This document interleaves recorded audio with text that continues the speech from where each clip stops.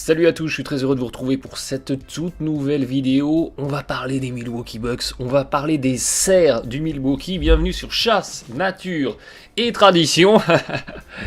L'équipe de Milwaukee qui réalise un très bon début de saison et elle mérite qu'on s'attarde sur son sort, cette équipe des Bucks, parce que elle est en train de réussir une transformation. Et sur le plan purement analytique et basketologique, c'est vraiment très très intéressant. Meilleure équipe de la NBA actuellement au différentiel qualité d'attaque, qualité de défense, troisième meilleur bilan de la ligue au global avec 16 victoires pour 8 défaites. Cette équipe de Milwaukee, c'est la deuxième meilleure attaque de la NBA, vraiment au coude à coude, au dixième près avec les Warriors, référence s'il en est, et c'est devenu la sixième meilleure défense de la NBA. C'était 10e attaque et 18e défense il y a un an. Donc il y a une vraie progression, il y a une vraie amélioration, et c'est d'autant plus fascinant qu'il y a justement à peu près un an, on faisait une vidéo qui s'appelait le mystère Milwaukee Bucks, où eh bien, on passait au crible toutes les aberrations de cette équipe de Milwaukee, une équipe emmenée à l'époque par coach Jason Kidd. Et effectivement, eh bien, les Bucks, ils sont en train d'exorciser leurs vieux démons, et je vous propose eh bien, d'explorer un petit peu les raisons d'un succès. Je vous disais justement il y a un an, entre cette vidéo et les réseaux sociaux, que les jours de Jason Kidd étaient plus ou moins en train d'être comptés en tant que coach. Que n'avais-je pas entendu à l'époque comme, comme réponse à cette intuition, comme quoi Kidd était intouchable et était serein dans cette équipe des Bucks. Eh bien, on a vu ce qui s'est passé, et on a vu ô combien sur ce début de saison les Bucks ont eu raison finalement de changer de coach. Le sentiment vraiment que j'avais, c'était que cette équipe des Bucks était une espèce de Ferrari, et que Jason Kidd la conduisait comme si c'était un 4x4. C'est-à-dire, allez viens, on va faire un petit tour dans la boue avec. Et évidemment, il s'enlisait dans la boule, il déchirait le bas de caisse, il perçait le réservoir. Là, Budenholzer a dit: attends, t'es une Ferrari, je vais t'emmener sur l'autoroute en Allemagne, sur l'autobahn, et on va taper un 300 en ligne droite. Et comme par hasard, c'est en train de marcher. Donc intéressons-nous justement sur cette transformation des Bucks et les raisons du bon démarrage de l'équipe sur cette saison.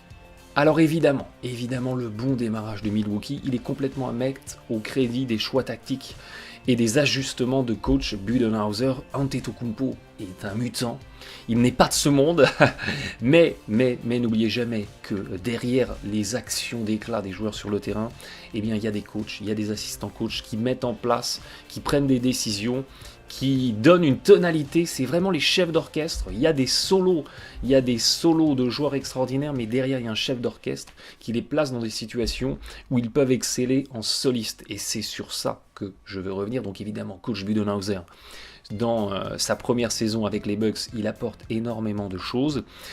Et notamment en termes de qualité d'attaque, on reviendra sur la défense dans la deuxième partie, mais en termes de qualité d'attaque, il y a un virage en 180 degrés qui a été pris par cette équipe des Bucks qui sont en train de se rocketciser, de se caviser version LeBron James. Vous allez voir ce que j'entends par là avec le développement. Première chose qui a changé du côté des Bucks, à l'image de ce que proposent les Kings également, qu'on a analysé dans une autre vidéo sur ce début de saison, ce qui a changé, c'est une explosion du pace. Cette équipe des Bucks, c'est le 5e pace, donc le 5e rythme, la 5e équipe qui joue le plus de possession sur ce début de saison. C'était la 20e équipe en 2018, et là, effectivement, il y avait déjà une aberration il y a un an, c'est-à-dire qu'avec une équipe avec de telles qualités athlétiques, avec un Antetokounmpo, avec un Bledsoe, avec un Middleton, avec un Brockton, on jouait entre guillemets small ball, on pouvait accélérer, courir dans tous les sens, et à contrario, les Bucks, ils jouaient lentement. Budenholzer, il a dit non, dans la tendance globalisée de la NBA, on va accélérer, on va chercher à jouer vite, on va chercher à trouver des paniers très très rapidement sur l'horloge, et c'est notamment sur le segment entre 18 et 15 secondes que les Bucks, 18 et 15 secondes encore sur l'horloge des 24, que les Bucks ont vu leur fréquence de tir augmenter. Donc on ne cherche pas à marquer très rapidement en 4-5 secondes, on explore vraiment de la transition, mais les fins de séquence de transition. Et ça permet comme ça de jouer plus de possession, d'avoir une équipe qui accélère, tout en ayant conservé une structure où on a Antetokounmpo en stretch four, c'est-à-dire qu'on n'a pas accéléré du côté des Bucks parce qu'on a transformé finalement le 5 majeur en le rapetissant. On a gardé une structure qu'on avait déjà la saison passée, avec Antetokounmpo en 4, en ailier fort, même si c'est un poste qui n'existe quasiment plus dans la NBA, et un intérieur entre guillemets, avec des énormes guillemets classiques, on reviendra là-dessus plus tard, et c'est aussi décliné dans les autres configurations. C'est quelque chose qu'on avait la saison passée du côté des Bucks, où on avait Antetokounmpo aux côtés d'un Henson ou aux côtés d'un Thonmaker. On a conservé la structure, c'est juste qu'avec cette même structure, on cherche à accélérer, on cherche à jouer plus vite. Une accélération qui est allée de pair avec une explosion de l'usage du tir à 3 points. C'est ça que j'entends par une rockettisation de l'équipe. Regardez les Bucks, c'est la deuxième équipe de la NBA cette saison qui tente le plus de 3 points en proportion. Pratiquement un tir sur 2 tenté par Milwaukee est un tir au-delà de la ligne à 3 points. On est dans des ratios qui sont très très proches de ceux des Bucks, de ceux des Rockets, avec un 36% au tir. On est dans le milieu de tableau de la NBA en termes d'efficacité à 3 points. On a progressé en efficacité par rapport à la saison passée. Mais on n'est pas dans un schéma où on utilise le tir à 3 points, parce qu'on est super fort dans le tir à 3 points. On utilise le tir à 3 points en bombardement massif, et c'est sur du quantitatif qu'on va chercher de l'efficacité. On était la saison passée du côté des Bucks avec le 25e usage du tir à 3 points. Donc on a découvert qu'il y avait une ligne tracée au sol. Tiens, qu'est-ce que c'est que ça? Et que derrière cette ligne, on avait des paniers majorés. Et les Bucks explorent complètement ce schéma du basket dans cette saison 2018-2019, notamment sur le jeu rapide, notamment sur le jeu en transition, où rebond défensif, on accélère, une passe de décalage et 3 points. Troisième chose qui a été implantée par coach Budenholzer, c'est l'introduction du 5-out. Et vous allez voir que tout ça est lié. C'est-à-dire qu'on joue plus vite parce qu'on tire à 3 points un peu plus, parce qu'on a du 5-out qui nous permet de plus tirer à 3 points, tout ça est imbriqué. C'est les dominos. L'introduction du 5-out, il y a de plus en plus d'équipes qui utilisent maintenant cette stratégie d'attaque, c'est-à-dire que les séquences offensives commencent avec 5 joueurs au-delà de la ligne à 3 points. Il n'y a plus d'intérieur classique dans la raquette, il y a encore moins plus un pivot au poste bas et un ailier fort au poste haut, c'est tous les joueurs seront au-delà de la ligne à 3 points. Ça permet d'étirer au maximum l'attaque pour créer des intervalles pour attaquer ou pour trouver du tir à 3 points. Et cette utilisation du 5-out côté Bucks, utilisation tactique qui marche, elle est possible grâce à l'arrivée de Brook Lopez. Grâce à l'arrivée de Brook Lopez en provenance des Lakers, qui, c'est absolument fascinant, est à 73% d'utilisation du tir à 3 points. Messieurs, dames, c'est un pivot. On a un pivot qui tente pratiquement 3 tirs sur 4 au-delà de la ligne à 3 points, à un peu plus de 37%, ce qui est un très très bon pourcentage.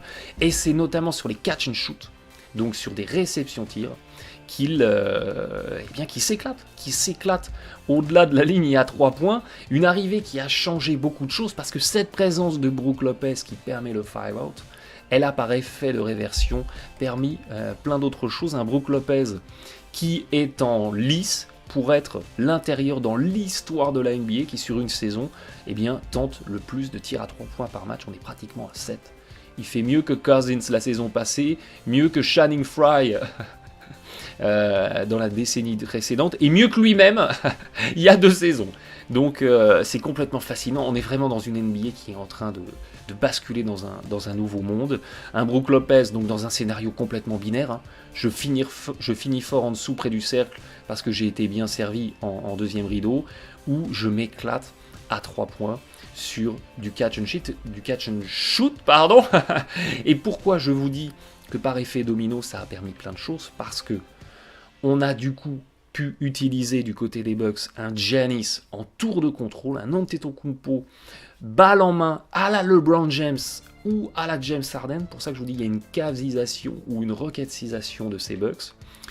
qui drive, la défense s'écroule sur lui parce qu'il peut finir très fort au cercle, et derrière, eh bien, il peut ressortir sur des tireurs. Il peut ressortir sur des joueurs qui sont restés à la périphérie et qui sanctionnent. Et un Brook Lopez à 37% derrière la ligne à 3 points, eh bien, vous ne pouvez pas le laisser tout seul.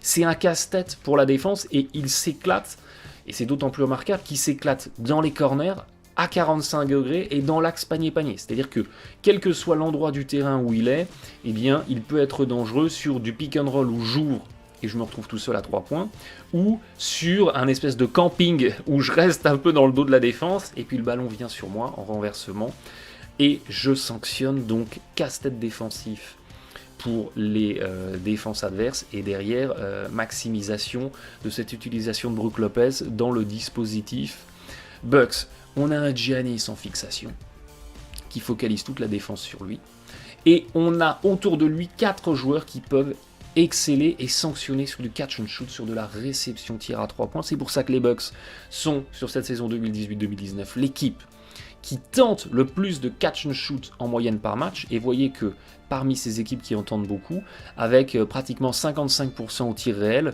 eh bien, ils ont un pourcentage tout à fait honorable, pas très loin de ce que proposent les Warriors, qui sont toujours un fossé en avant de tous les autres, dès lors qu'on parle de qualité d'adresse et de qualité d'attaque. Donc c'est éminemment un choix tactique qui marche très très bien du côté des Bucks. Les Bucks, c'est assez remarquable aussi, qu'ils sont la seule équipe de la NBA à avoir 4 titulaires à plus de 60% au tir réel. C'est juste extraordinaire. C'est juste extraordinaire. Et avec Brook Lopez qui est à 58, qui est pas loin, on est pas loin du côté des Bucks d'avoir un 5 majeur entier à plus de 60% au tir réel. C'est du jamais vu, c'est extraordinaire, c'est du mutant. C'est du labellisé mutant. Et évidemment, derrière, eh bien, ça vous propulse une attaque dans une autre dimension. Brogdon, qui en contractière, parce que n'oubliez pas que Brogdon, c'est un 2e tour de draft. Il avait signé un contrat de 2 ans, il est en contractière. Il est à 82% au tir réel sur le catch and shoot. C'est hallucinant. C'est tout bonnement hallucinant. Il est pratiquement à 50% à 3 points. La complémentarité parfaite avec un Antetokounmpo, Middleton et Bledsoe font aussi quelque chose de tout à fait remarquable sur le catch and shoot. Et vous avez comme ça, grâce à ces décalages, ces renversements pour les tireurs à 3 points, une équipe des Bucks qui est la première de la NBA sur le nombre de tirs tentés wide open, c'est-à-dire avec un défenseur qui a plus de 2 mètres. Donc, choix tactique qui permet d'aller trouver comme ça des tirs complètement ouverts à 3 points. On est complètement dans une approche cavesque des Cleveland Cavaliers avec LeBron James sur les saisons passées. Antetokounmpo qui enfile le costume de LeBron, 4 joueurs aux côtés de lui qui peuvent s'écarter et tirer à 3 points, et c'est Antetokounmpo le métronome. Je joue pour moi, je vais au bout, ou je décale pour les tireurs à 3 points. Et c'est assez fascinant. C'est assez fascinant de voir à quel point ça marche bien. À quel point ça marche bien, parce que c'est une nouvelle fois un casse-tête défensif. Et c'est pas pour rien que les Cavs ont réussi à faire je ne sais plus combien de finales consécutives avec LeBron James. C'est parce que c'est un vrai casse-tête défensif. C'est-à-dire que soit vous vous focalisez un petit peu sur un Antetokounmpo, mais qui a un physique de mutant, donc allez trouver un défenseur qui va être capable d'être à la fois assez grand pour le gêner et à la fois assez mobile pour le contenir sur des drives, parce que si effectivement vous êtes trop petit, il va vous prendre de haut panier, si vous êtes trop grand, il vous prend en vitesse, et si vous doublez, il renverse pour trouver le coéquipier qui est tout seul à 3 points, et là c'est la migraine, assurée pour tous les assistants coach défensifs adverses, et les Bucks l'ont bien compris, et ils l'exploitent à merveille. Très belle lecture de ce que Antetokounmpo, qui était déjà un mutant et en train de le devenir encore un peu plus, peut apporter à cette équipe de Milwaukee. Et puis au-delà de ça, au-delà de l'approche tactique globale qui a été revue, on a coach Budenholzer qui est aussi allé voir Antetokounmpo et qui lui a dit attends Giannis. Vous avez ici le shot dashboard, le panel de tirs d'Antetokounmpo sur cette saison et sur la saison passée juste à côté. Budenholzer est arrivé aux Bucks en disant « Ok Giannis, tu es à 72% sur les tirs tentés près du cercle. » Ce qui est une efficacité complètement hors norme. Pourquoi tu vas tenter un tiers de tes tirs en pull-up alors que tu n'es qu'à 35% sur ces tirs tentés à mi-distance au pull-up? Tu vas m'arrêter ça tout de suite. Résultat, eh bien, la part de tirs tentés tout près du cercle de Giannis, elle est passée de 57 à 70, au détriment de ces tirs en pull-up qui étaient complètement inefficaces.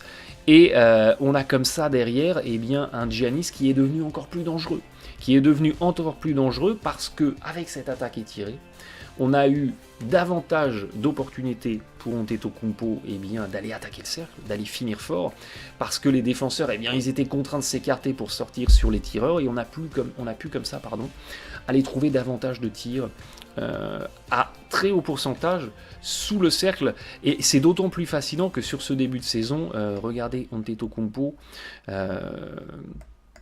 il est à 25% sur les catch and shoot, il a perdu 10 points de pourcentage par rapport à la saison passée, et il est à 25% sur les pull-ups, pareil, il a perdu 10 points de pourcentage par rapport à la saison passée, mais parce que sa sélection de tir elle est plus pertinente, eh bien on se retrouve au même niveau d'efficacité. C'est-à-dire que là, Giannis, qui est en train de faire une saison de mutant, s'il retrouve ne serait-ce qu'un tout petit peu d'adresse sur les catch and shoot quand ça renverse sur lui, il peut encore franchir un palier. C'est-à-dire qu'il fait une saison de mutant, alors qu'en fait son adresse sur les tirs extérieurs, elle a vraiment décliné par rapport à la saison passée. Donc il en a encore énormément sur la pédale, mais c'est très bien qu'il ne cherche pas à tirer de loin et qu'il se force à attaquer le cercle, parce que c'est là qu'il est le plus fort. Antetokounmpo, vous voyez, parmi les joueurs qui tentent le plus de tirs tout près du cercle, eh bien il est de très loin celui qui a le meilleur pourcentage avec 72%, c'est beaucoup plus qu'un LeBron, qui en termes quand même de qualité de finition en dessous est une référence, c'est beaucoup plus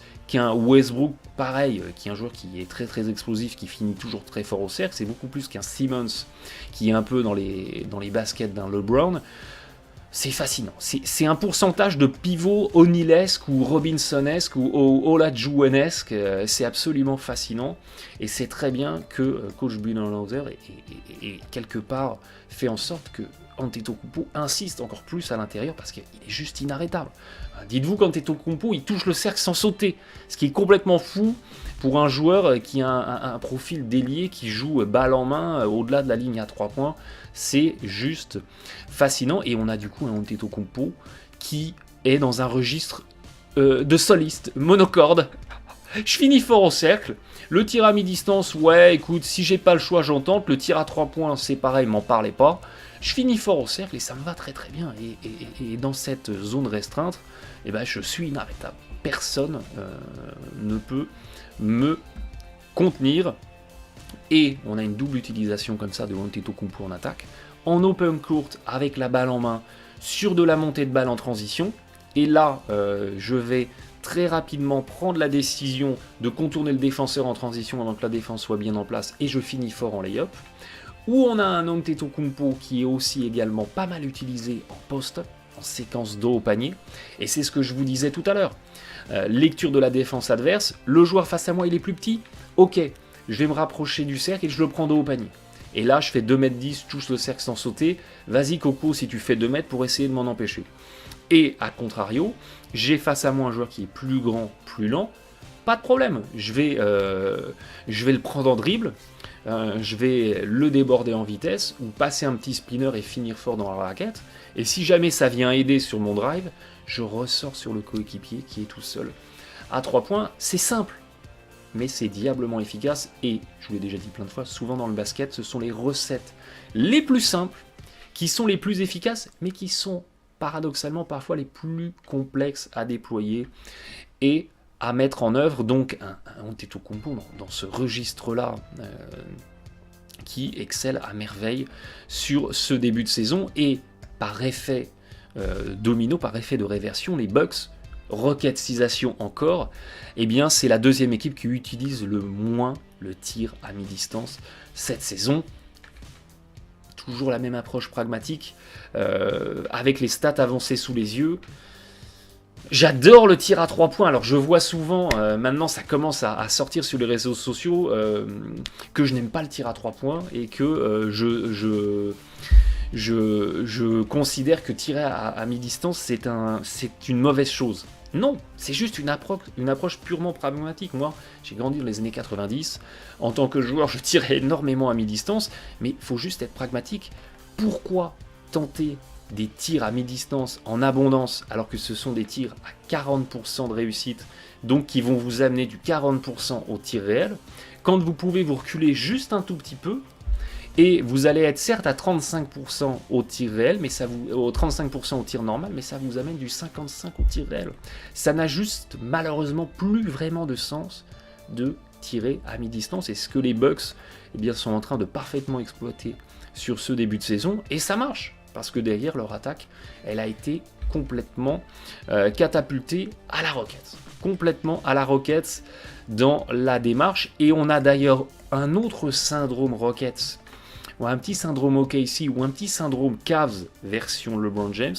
C'est que cette équipe des Bucks, c'est une équipe qui produit globalement un nombre de passes assez peu élevé en moyenne par match. On n'est pas dans un système à la Warriors ou à la Sixers version avant Jimmy Butler où le ballon circulait beaucoup, il y avait beaucoup de passes, beaucoup de circulation et au final on allait essayer de trouver un tir le plus ouvert possible. On a là finalement assez peu de passes. Par contre, la passe qu'on va faire, la passe qu'on va transmettre, c'est une passe qui va générer une passe décisive. C'est-à-dire que pour schématiser, on est un petit peu dans le une passe, un tir, parce qu'on veut jouer vite, mais la passe qu'on a faite, c'est une passe de décalage pour un coéquipier qui se retrouve tout seul et qui réfléchit pas, qui tente le tir. Et ça, c'est une démarche qui est complètement à la OKC, à la Raptors, à la Rockets. On joue pas à la baballe, on joue pas à la passe à 10, c'est ok, je t'ai passé, t'es tout seul, il n'y a que 4 secondes qui se sont égrenées sur l'horloge, c'est pas grave, t'es tout seul, rien ne nous dit qu'en faisant plus circuler la balle, on trouvera un meilleur tir, tu déclenches. Et ça se retrouve complètement, ce jeu rapide des Bucks et ces passes de décalage pour des tirs à 3 points, ça se retrouve complètement dans cette stat-là, le nombre de passes, le ratio de passes décisives par rapport au nombre de passes générées qui est le plus élevé de la NBA du côté des Bucks. Et puis, ça serait être un basketologue bien mal avisé que de résumer ce très bon début de saison des Bucks uniquement grâce à la transformation de l'attaque.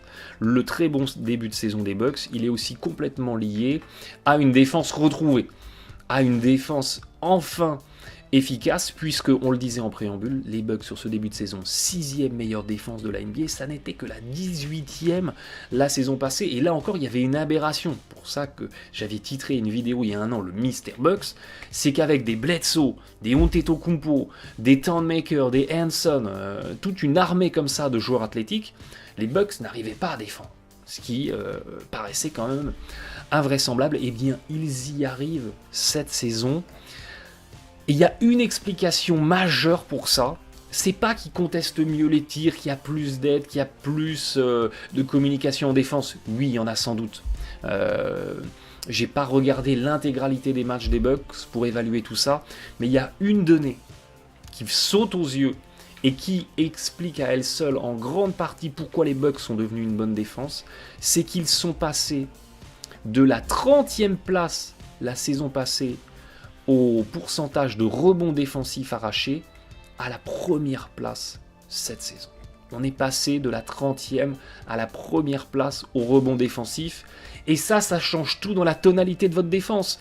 Parce que n'oubliez pas qu'une bonne défense n'est conclue que lorsque vous avez arraché le rebond def. C'est-à-dire que vous avez pu avoir défendu comme un mort de faim, contester le meilleur tir possible. Si derrière l'adversaire, après le tir manqué que vous avez super bien défendu, il prend un rebond offensif et il remarque derrière facilement, eh bien ça n'a servi à rien votre bonne défense. Il faut la conclure avec un rebond def, ce que les Bucks n'arrivaient pas à faire la saison passée, et ce qu'ils arrivent à faire à merveille cette saison. Résultat, eh bien vous limitez le nombre de paniers en deuxième intention pour l'équipe adverse, vous arrachez plus de stops défensifs, résultat, le nombre de points moyens inscrits par possession de l'adversaire y diminue. parce que quand vous arrachez un rebond offensif, n'oubliez pas que ça ne génère pas statistiquement une nouvelle possession, c'est la même possession qui est rallongée, si vous voulez, et vous avez comme ça un rendement défensif de cette équipe des Bucks qui augmente, simplement parce qu'on arrive enfin à verrouiller les séquences def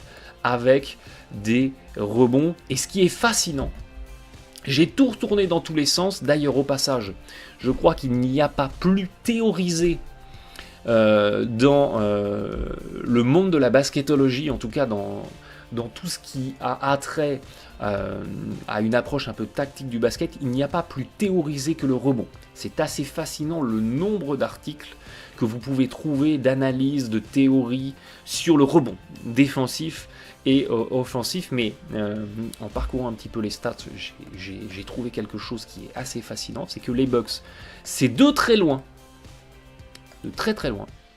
l'équipe qui arrache le plus de rebonds défensifs longs, si vous voulez, en moyenne. Voyez que la distance que parcourent les rebonds avant d'être arrachés par les Bucks, eh bien, c'est de très loin la distance la plus élevée. Et je me suis dit, tiens, pourquoi qu'est-ce qui peut se cacher derrière ça? Et j'ai beau tout retourner dans tous les sens, je me suis dit, ils sont devenus meilleurs au rebond parce que ils ont des meilleurs rebondeurs dans l'effectif, ils font plus de box-out, ils sont mieux positionnés, j'ai parcouru tout dans tous les sens. Je n'ai trouvé aucune explication un petit peu rationnelle à ça, c'est-à-dire un Dennis Rodman qui a été recruté, qui prend tout, ou effectivement des joueurs qui font beaucoup plus de box-out que la saison passée, c'est-à-dire d'écran retard, on se met dans des meilleures positions, donc on a plus de rebonds. Non, on est globalement dans les mêmes données en termes d'analyse avancée des rebonds que la saison passée. La seule chose qui a changé, c'est que la distance en moyenne des rebonds, elle est beaucoup plus longue cette année que par rapport à la saison passée. Et là, je me suis dit, qu'est-ce qui se cache derrière ça? Outre le fait qu'on a un Giannis qui est un petit peu plus complet, c'est-à-dire qu'il prend un petit peu plus de rebonds. Vous voyez, il était à 25%, il est passé à 30%. Il fait un petit peu plus de passes aussi, parce qu'il est utilisé en locomotive d'attaque. Au-delà d'un Giannis qui est un petit peu plus complet, ce qui peut expliquer que cette équipe des Bucks est devenue une meilleure équipe de rebond, c'est que personne ne tente plus de tirs à 3 points que les adversaires de cette équipe de Milwaukee. Vous voyez qu'en termes de fréquence du tir à 3 points, les adversaires des Bucks, eh bien, au cumulé, sont ceux par rapport aux autres équipes qui tentent le plus de tirs à 3 points. Et cette équipe de Milwaukee, c'est l'équipe qui accorde le 3e plus grand taux de tir complètement ouvert, c'est-à-dire le défenseur est à plus de 2 mètres du tireur, de la NBA sur les tirs de loin. Donc en fait, on a un choix tactique des Bucks qui est une protection de la raquette au détriment des tirs à 3 points, des tirs extérieurs, et c'est un choix tactique qui marche, c'est-à-dire que les Bucks, eh bien, voyez que c'est la 2e meilleure défense de la NBA pour les tirs qui sont tentés dans la peinture, qui sont tentés tout près du cercle. Résultat, eh bien, on a une forteresse, un château fort des Bucks qui est assez basique, c'est-à-dire je vais verrouiller ma raquette et je te mets au défi de me sanctionner au-delà du tir à 3 points. Résultat, les adversaires, ils tentent des tirs à 3 points de loin, des tirs de loin qui entraînent des rebonds longs parce qu'on a, entre guillemets, une équipe des Bucks en configuration small ball, et encore quand on dit small ball, c'est en intégrant Giannis qui fait plus de 2m10. Donc c'est pour ça que je dis entre guillemets une équipe des Bucks en config small ball, rapide, athlétique, qui va arracher ses rebonds longs défensifs, des rebonds longs qui sont la résultante des tirs à 3 points massivement tentés par l'adversaire. Donc c'est assez fascinant quelque part que le choix tactique des Bucks, qui est de dire ok, je verrouille ma raquette au détriment du tir extérieur, il n'y a jamais de bon et de mauvais choix tactiques défensivement. Il y a toujours une réflexion, qu'est-ce que je donne à l'adversaire et qu'est-ce qu'à contrario je ne lui donne pas. Là, les Bucks, ils ont très clairement fait savoir qu'ils ne donnaient pas de points marqués facilement en dessous dans la raquette, mais qu'à contrario, ils accordaient un petit peu plus de latitude sur des tirs tentés loin du cercle.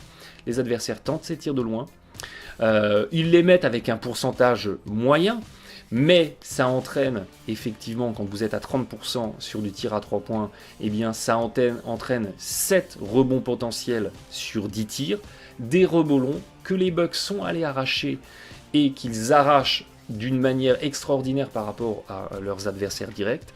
Et c'est comme ça qu'ils parviennent, eh bien, défensivement à être solides et à arracher des stops en verrouillant des séquences avec des stops.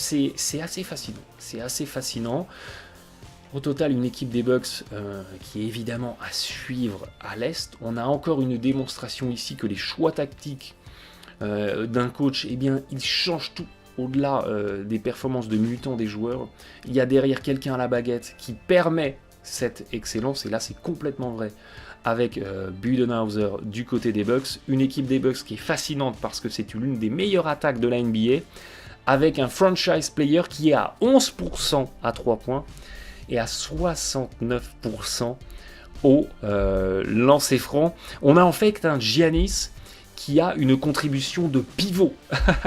On a de cesse de lamenter la disparition des pivots classiques dans la NBA, mais quand on regarde l'apport de Giannis en attaque, en fait c'est un pivot. C'est un mec qui a 70% dans la raquette, qui tire pas à 3 points, et qui est inférieur à la moyenne au lancer franc. C'est exactement l'apport d'un pivot classique.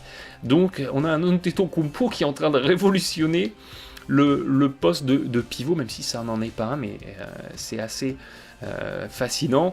Le revers de la médaille, c'est qu'on l'a vu, on a une équipe des Bucks qui est en train de devenir complètement dépendante du tir à 3 points. Et cette dépendance, elle saute complètement aux yeux quand vous comparez les performances dans les victoires et dans les défaites. Dans les défaites, c'est pas que les Bucks ont perdu plus de balles, qu'ils ont fait moins de passes décisives, qu'ils ont mis moins de rebonds, qu'ils ont pris moins de rebonds, qu'ils ont pris moins de rebonds offensifs. Vous regardez les stats avancées entre victoire et défaite, elles sont pratiquement équivalentes dans tous les compartiments. Le seul compartiment qui est en décrochage dans les défaites, c'est la réussite à 3 points. Au lieu d'être à 37, on est à 31%. Donc on a une équipe des Bucks qui est éminemment dépendante maintenant du tir à 3 points pour performer. Et on pourrait penser qu'on a une équipe des Bucks avec un Giannis vraiment en omnipotence totale, en tour de contrôle. On a une équipe des Bucks qui est complètement dépendante des performances de Giannis. Eh bien non. Même chose quand vous regardez l'apport de Giannis dans les défaites, c'est également fascinant. Il est presque meilleur en termes de stats individuelles que dans les victoires. Donc on a une équipe des Bucks qui a besoin des Giannis Air. Il y avait les Jordan Air, il y avait les LeBron Air. Là, il y aura les Giannis Air. C'est les joueurs de complément aux côtés de lui. On a une équipe des Bucks complètement dépendante de la performance, notamment à 3 points, de ces joueurs de complément, exactement comme les Cavs les saisons passées autour de LeBron James. J'ai fait plein de vidéos là-dessus. Est-ce que ça sera suffisant? Est-ce que ça sera payant? On suivra ça de très près. Nul doute que de toute façon, s'inspirer des Cavs version LeBron ne sera pas une mauvaise idée parce que on peut leur reprocher tout ce qu'ils veulent, mais ils ont quand même gagné un titre et fait pas mal de finales de conférence. Merci de votre fidélité. À très vite. Bon match à tous.